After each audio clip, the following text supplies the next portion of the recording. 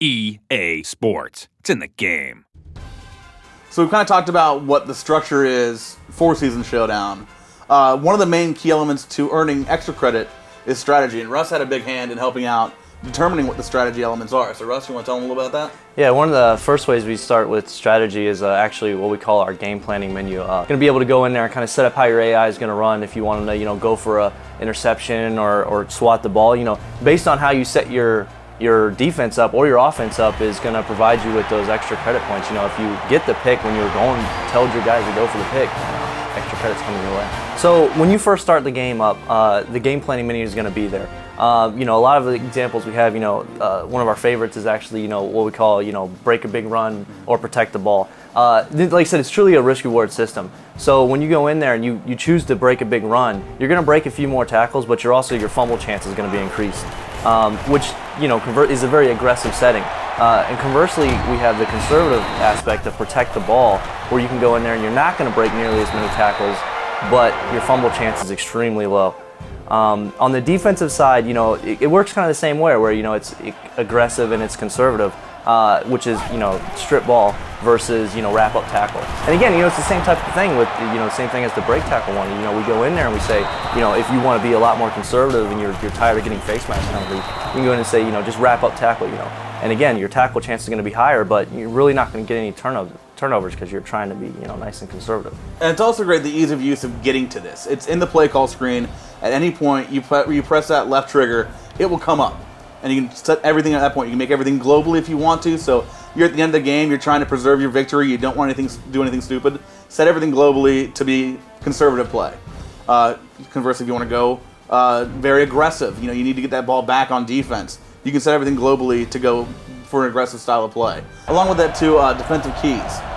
You can say, I want to target a run to the right, a run to the left, a run up the middle, or a pass, or just spotlight an individual receiver. If you do that correctly and shut down the play, you're gonna earn extra credit just for doing that. Yeah, it's kind of like a guessing game. Yeah. You can go in there, say like, especially when we're playing each other, it's like, okay, I know Ben wants to run to the short side of the field on third and short. Okay, I'm picking there. We're running right. My defense will slide over that way, and I've lost a couple games using it and won a couple games using it. Yeah, so. It's total risk reward there. You guess wrong, you got a whole side of the field open for a big gain. But you guess right, you're gonna shut them down. So that's really nice. And finally, setup plays. Now this is where you can actually go in. There's plays in the play call screen. They're linked together. And you can see as you're running a play that's linked to another one and running it successfully, you're starting to set up that other play, getting it ready to go. And it'll tell you when it's 100% ready to go. Now this doesn't mean it'll be an automatic touchdown to you on this play. It just means the defense has the highest likelihood of being faked out by that play. So if you're running a lot of dives, it's going to set up a play action pass.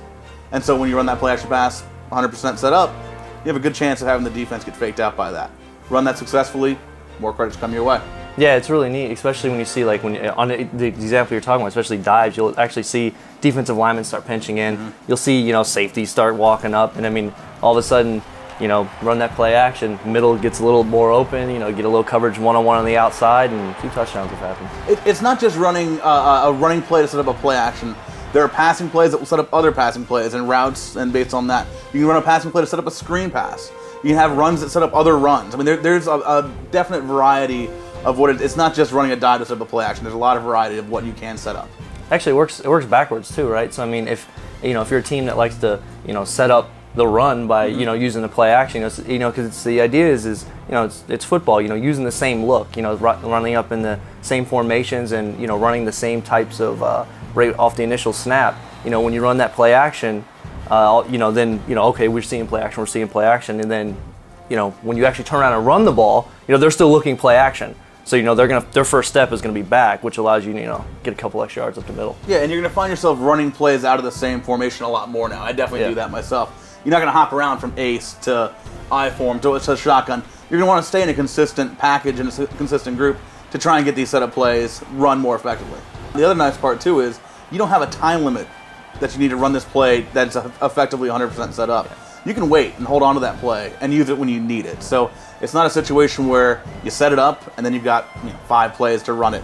You can set it up in the first quarter and then run it in the third or fourth quarter if you need it. Yeah, like one of the big examples, I'm a huge fan of coming out every single first down and I'm in ace or I'm in I form. Mm-hmm. And 90% of the time I'm running a dive or a stretch. which is nice. By the time I get to the third or fourth quarter, I've got a few, play action set up that all of a sudden, that first down is now a play action, which, it's come in handy. In addition to the setup plays and defensive keys, your game planning does affect the number of credits you get for strategy. So there are a lot of different gameplay aspects that will factor into your strategy credits.